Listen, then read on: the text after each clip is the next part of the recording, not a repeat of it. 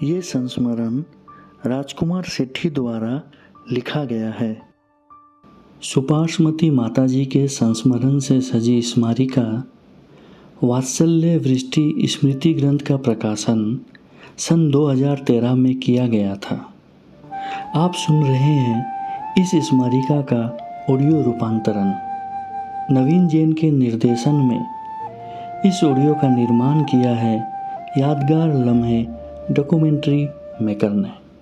परम पूज्य 105 गणनी आरिका सुपार्श्वमती माता जी की दिनांक 13 अप्रैल 2012 को प्रातः काल 9:25 पर बड़के बालाजी जयपुर में यम संलेखना पूर्वक समाधि हो गई है। माता जी ने संपूर्ण भारत वर्ष में 48 वर्षों तक पदयात्रा करके जिन धर्म के प्रचार प्रसार व श्रावकों के मध्य संयम धारण की प्रेरणा देकर जो अलख जगाया था वह अद्वितीय है। आपने प्रथम पट्टाचार्य श्री वीर सागर जी महाराज से दीक्षा ली थी। आप पहली दिगंबर जैन आरिका थी जिन्होंने पूर्वोत्तर भारत को साधुओं के विहार के लिए खोल दिया था। आपने पूर्वोत्तर भारत में 1975 से लेकर 1981 तक एवं 1988 से 1994 तक जो धर्म प्रभावना की एवं पूर्वोत्तर भारत के कोने कोने में पहुंचकर श्रावकों को धर्म मार्ग पर लगाया था, वह जिन धर्म के इतिहास का गरिमामय अध्याय है। आपके पूर्वोत्तर भारत के भ्रमण का मेरे जीवन पर व्यापक प्रभाव पड़ा है।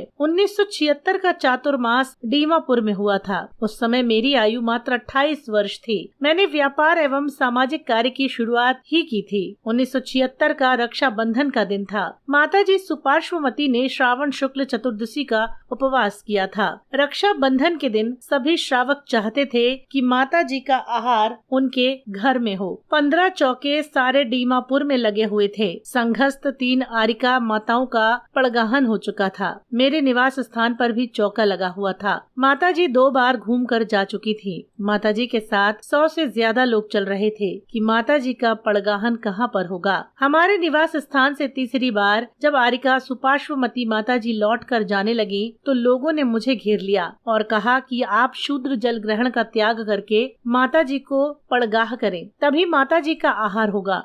मैं 28 वर्ष का युवक, लंबी जिंदगी सामने थी। शूद्र जल ग्रहण का नियम लेते ही बाहर आने जाने में भारी कठिनाइयों का सामना करना पड़ता। मैं किंग कर्तव्य मूढ़ था। पिताजी माताजी मेरी ओर देख रहे थे। समस्त समाज टकटकी लगाए हुए था। माताजी बेला 2 दिन का उपवास हो या फिर मैं शूद्र जल का त्याग करूं। सारी समाज दबाव दे रही थी। मैं शर्ट और पैंट में खड़ा था। उसी समय किसी दैविक शक्ति का आभास हुआ। मैं उसी तरह पड़गाने के लिए खड़ा हो गया। माताजी तत्काल खड़ी हो गयी। मैं मंदिर जाकर कपड़े बदल कर आया। यज्ञोपवीत धारण किया। माताजी को पहला ग्रास देकर पारणा करवाया। उस समय जो आनंद की अनुभूति हुई उसका वर्णन शब्दों में असंभव है। आज उस घटना के 36 साल हो गए हैं, पर सारा नजारा आंखों के सामने आ गया है। उस नियम ने जीवन पर व्यापक प्रभाव डाला। मेरा होटल और पार्टियों का खाना छूट गया। मैं बहुत सी बीमारियां जो अशुद्ध खाने से होती हैं छुटकारा मिला। मुझे इन 36 वर्षों में नियम का पालन करने में कोई कठिनाई नहीं हुई है।